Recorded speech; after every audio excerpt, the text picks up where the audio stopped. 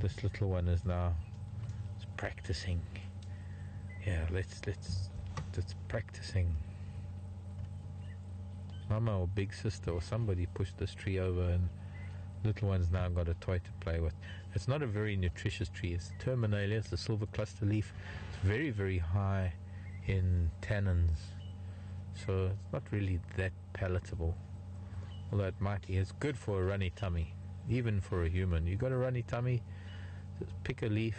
You can wash it as much as you like, and then all you got to do is sort of just bite it gently, get some of those tannins to kill off any parasite. Oh yes, a toy for a baby elephant. You can see why it's called a silver cluster leaf, because look how silver it is. No thorns, very high in tannin. That's sort of the safest thing for a mother to just sort of give to a child and say, here you go, have some fun. But it got bored.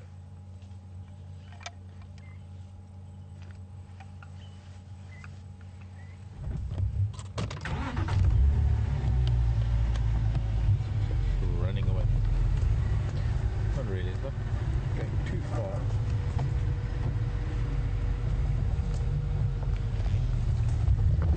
So most of this herd seems to be out actually on Philemon's cut line. We're a little bit inside the bush, coming up from Treehouse Dam towards Philemon's cut line.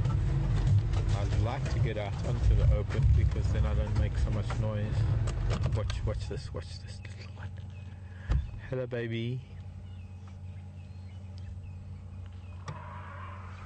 Oh, more elephants making noise behind us. I guess we've inserted ourselves into the herd.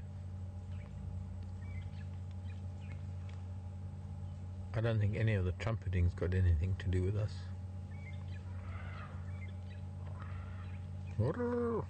That's down at the dam. We should actually be back at the water.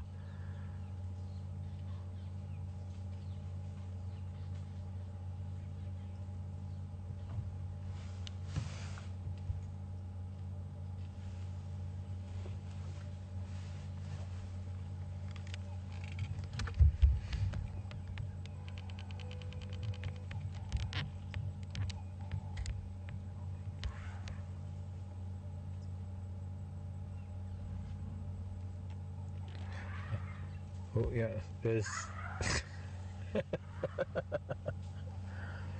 Are you picking it up in sound? Yeah. Behind us there's a tantrum. There's a lot of activity. I hope it's not got anything to do with Karula. So I'm giggling because I can just imagine what's going on. We've got an elephant running around, throwing a tantrum, trumpeting like mad, and I'm giggling because it probably doesn't mean much, but I just thought, oh, Karula might be down there. I don't think they would do anything to her, but just her presence and the scent of her is likely to send some of these calves into a little bit of a tantrum. But there's Mama. There's one of the mamas. Look, she's very calm. She's just browsing. She's got her head stuck in some really thick stuff. There must be some good grasses in there. There also must be some... She's picking some very fine little branches from a black monkey thorn.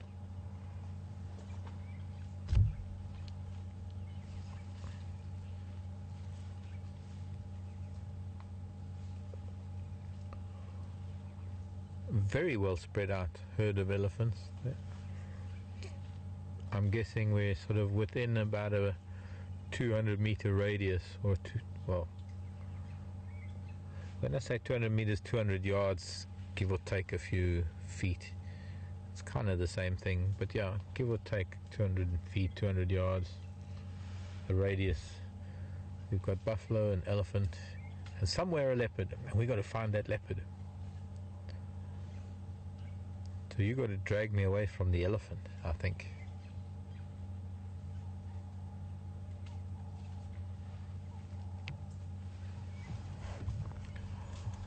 And I'm hoping that that's going to happen more or less around 6:30 or so, when it starts getting dark, I think Karula might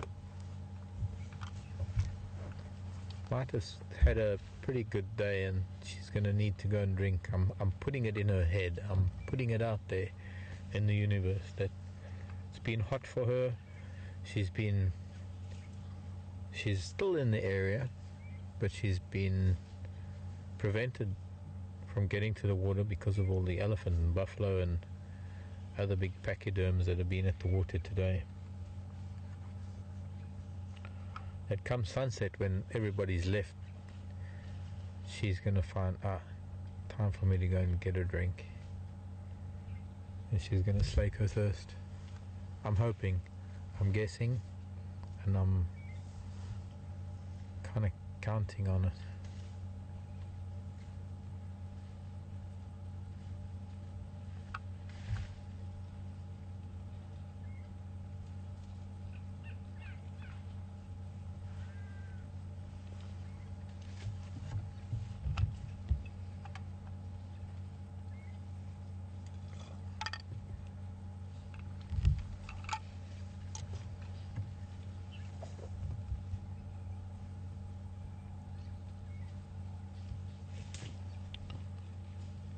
Love to see her right tusk, because I think this is the same. No, there we go. There's a bit of the right tusk.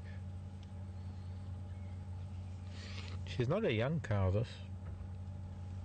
Some of these elephants are showing signs of mud and wet patches, so they've been to the dam, probably in the heat of the day. They might be the same herd that were here this morning, and they've decided to feed around the dam within a sort of certain radius of the dam, so they can get back down there to mud and splash. We had the most fantastic time this morning with them splashing and having a mud bath just after we left Karula.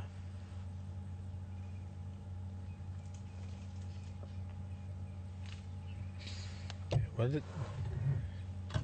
These two, this cow and calf, are not the only two around, so we're gonna do a little bit of a reconnoitre, a little bit of a recce. Sorry, Mama. That might even be that big female I thought was pregnant. Sorry, Mama. But yeah, let's get out onto the cut line, which is right here. See some ellies out in the open.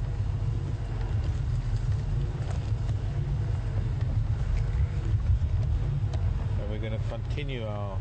In fact, we're right. You know where we are? We're right at the hyena den. I didn't realize this myself, but because we came up from Treehouse Dam, we are right at the hyena den. I thought we were on Philemon's cut line, but you know, we're right at, just behind these two little children. There's a little sandy patch. You see that little sandy patch to the left of that calf? That's where we park. That's where we park and watch the hyena cubs at the moment at the den. Wouldn't it be amazing if a hyena cub just... Hello, baby child. It's smelling, lifts that trunk like that, and it's smelling and it's stretching and it's reaching and it's hoping and it's...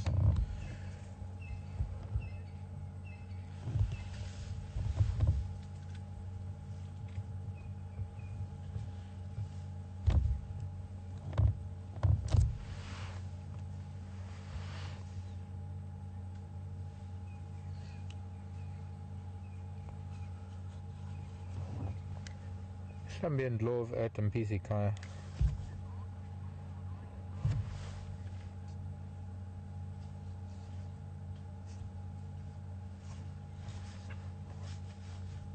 Oh gosh, I had both radios going at the same time.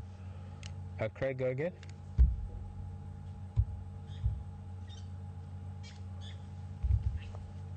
Philemon's cut line.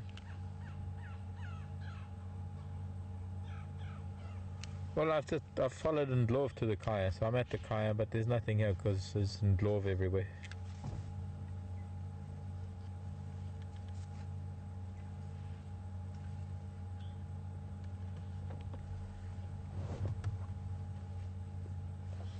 No, I haven't been there at all. Been driving around in circles trying to find any sign of Karula. I think she's still pretty close to Treehouse Dam. There's no Mkonzo that I can find, but lots of Nyamazan all around the dam.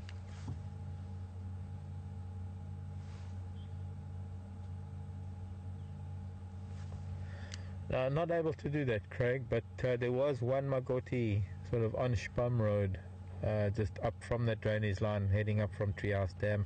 I'm still going to be doing circles, trying to have a look.